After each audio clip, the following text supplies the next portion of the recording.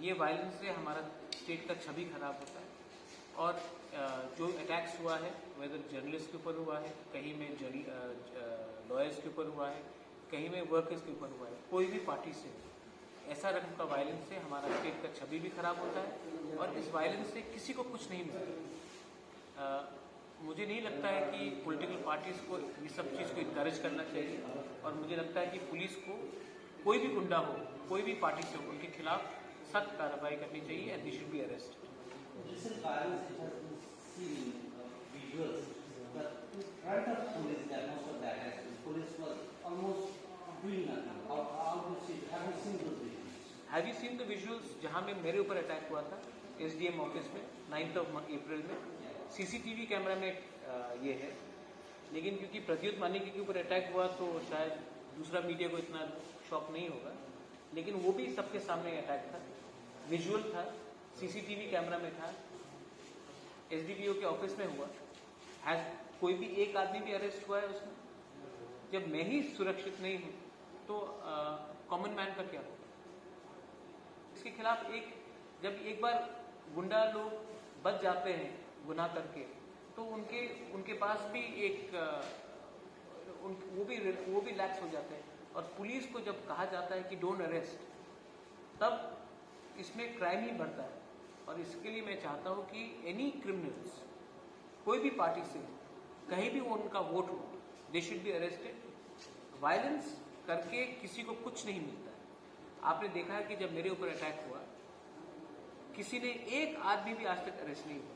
तो इसका मतलब क्या है कि ये अगर प्रद्युत मानिकी को भी अटैक करके कोई अरेस्ट नहीं होगा, तो आम जनता को अटैक करके किसी का ऑफिस जलाने से भी किसी को कुछ प्रॉब्लम नहीं है, क्योंकि कोई अरेस्ट नहीं होता है।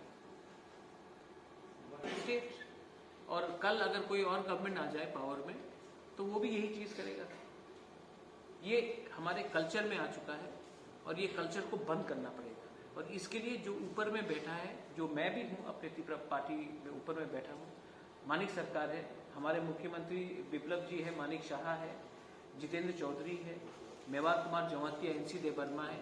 हम सबको एक संग एक डिसीजन लेना चाहिए कि ये करके किसी को कुछ मिलता है, ये करके किसी को कुछ फायदा मिलता है? किसी को फायदा नहीं मिलता। इनफैक्ट हमारा स्टेट का नुकसान होता है। लॉ एंड ऑर्डर टूटने से पुलिस का मोराल टूटता है और इससे हम क्रिमिनल्स को ही पनाह देते हैं। आई थिंक ये बहुत ही दुख का बात है कि आज कोई भी पावर में रहे, वो क्रिमिनल्स को अरेस्ट नहीं करता, उनको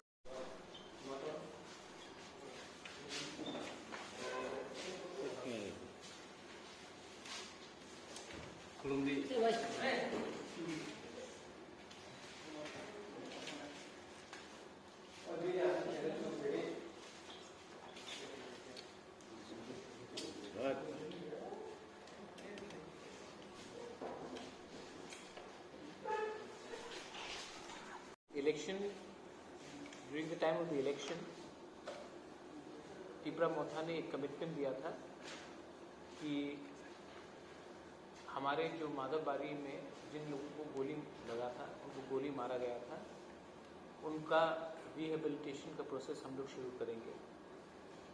इससे पहले हमने और एक प्रॉमिस किया था कि विश्वजीत देबबर्मा, पिंटूलाल चाकमा और मंत्रीलाल काइपिंग का फैमिली को भी एक हम लोग कॉम्पनसेशन देंगे। हमने माधवबारी के बारे में बात किया था। यहाँ में हमारे संग सुमित देबबर्मा, रवि कुमार देबबर्मा, बहुत देबबर्मा, शंकर देबबर्मा और मौतम देबबर्मा हैं। इन पांचों लोगों को जब हमने सिटीजनशिप अमेंडमेंट एक्ट के खिलाफ जब हम लोग आंदोलन कर रहे थे, तो इनको गोली लगा था। एडीसी ने पूरा अपना काम करके इन पांचों लोगों को हमने अब नौकरी दिया है। मैं जानता हूं कि ये हमारा कमिटमेंट था पहले से, लेकिन बहुत लोग शायद भूल चुके हैं, बहुत लोग भूल भी जाते हैं इलेक्शन खत्म होने के बाद। लेकिन ये मेरा कमिटमेंट है और ये कमिटमेंट को पूरा करने के लिए मैं थैंक यू बोलना चाहता हूँ हमारे सीएम को, हमारे ईएम्स कमल कोला यहाँ में है, यहाँ में हमारे राजेश त्रिपुरा है, विजय बाबू है यहाँ में। और हमने सब ने ये डिसीजन एग्जीक्यूटिव काउंसिल में लिया है। और अब हमारे ये जो 5 लोग हैं जिनको गोली लगा था जब माधवबारी का प्रोटेस्ट हुआ था, उनको नौकरी दिया जा रहा है. I would like to congratulate and thank everyone for keeping our promise. Commitment बहुत इम्पोर्टेंट होता है और पॉलिटिक्स में आजकल कमिटमेंट बहुत कम लोग रखते हैं, लेकिन मुझे इसमें पॉलिटिक्स नहीं करना है. आप सबको कॉन्ग्रेचुलेशन, आपका नौकरी हो चुका है. ये नौकरी से इनका जो चोट, इनका जो दर्द है वो वापस तो नहीं जाएगा, लेकिन ये हमारी तरफ से एक छोटा सा एक जेस्चर है कि हम आपको नहीं भूले हैं. आपके खराब समय में हमने नहीं भूला, और आज क्योंकि हमारा समय थोड़ा ठीक चल रहा है, इसका ये मतलब नहीं है कि हम आपको भूलेंगे. तो ये पांचों को हम लोग ये अपॉइंटमेंट लेटर्स है इन लोगों का, इनको हम देने वाले हैं. एंड ये इम्पोर्टेंट अनाउंसमेंट है. बहुत लोगों को लगेगा शायद ये इम्पोर्टेंट नहीं है, लेकिन पिपरासा होने के लिए जिन्होंने सैक्रिफाइस किया है, आज ये लोग नेता नहीं है, लेकिन इन्होंने बहुत सैक्रिफाइस किया है, और इनका सैक्रिफाइस, इनका बलिदान ऐसा नहीं जाना चाहिए. इसके लिए हमने इनको ये जॉब का अपॉइंटमेंट लेटर हम दे रहे हैं. Thank you very much. Election करता है, B it the BJP, B it the CPM और एनी अदर पार्टी जो 88 से 93 में था, वो भी ऐसे ही कर रहा है. राज्य में मतलब कानून की शासन है नहीं, गणतांत्रिक जो अधिकार है वो भी नहीं है, लॉ एंड ऑर्डर बहुत ही खराब है. और अभी तक उस दिन जो 8 तारीख को शायद एक पत्रकार की ऑफिस में अटैक हुआ था, जो लोग मारपीट कर रहे थे उसकी छवि भी है, लेकिन वो अभी तक किसी को अरेस्ट भी नहीं किया गया. क्या कहेंगे इसके विषय में? आप क्या कहेंगे जब मेरे ऊपर अटैक हुआ? क्योंकि मैं अगरतला का नहीं हूँ, क्योंकि मैं इतना पॉपुलर यहाँ में नहीं हूँ, तो अगर मेरे ऊपर कोई अटैक करेगा, मोहनपुर में मेरे ऊपर अटैक हुआ था, तब आप इतने नाराज क्यों नहीं थे?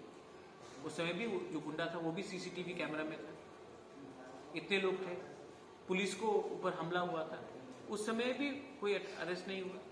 मतलब क्या है इसका मैसेज क्या है? कि आप कुछ भी कर सकते हैं और आपको कोई अरेस्ट नहीं करेगा. तो ये शुरुआत था वो मेरे ऊपर अटैक, ये चलते रहेगा. ये पॉलिटिकल वायलेंस कल्चर में है, और मुझे बहुत दुख लगता है कि ऐसे रकम के वायलेंस से नुकसान हमारा स्टेट का ही होता है. मैं फिर से कह रहा हूँ, किसी के ऊपर भी अटैक हो, दे शुड बी अरेस्टेड. और मैं और एक बात बोलना चाहता हूँ, हमारे ये जो 5 लोगों को गोली मारा था, एक पुलिस सस्पेंड हुआ. माधवबारी में जब 5 लोगों को गोली मारा गया था, इनके पास तो कोई हथियार नहीं था, इनके पास तो कोई छुरी, तलवार या बंदूक नहीं था, तभी भी इनको गोली लगा है. कोई अरेस्ट हुआ, कोई सस्पेंड हुआ. तो ये बात आपको सोचना चाहिए कि किसके ऊपर हमला करने से कोई सस्पेंड नहीं होता है. और मीडिया को भी एक बार अंदर से देखना चाहिए कि जब इनके ऊपर अटैक हुआ तो मीडिया इतना नाराज क्यों नहीं था. आज जब अगरतला में हो रहा था, क्योंकि एक बार आपने छूट दे दिया किसी को, प्रशासन को, तो वो प्रशासन वापस आपको मारेगा 2 बार, 3 बार, 4 बार, 5 बार. आपको भी सोचना चाहिए.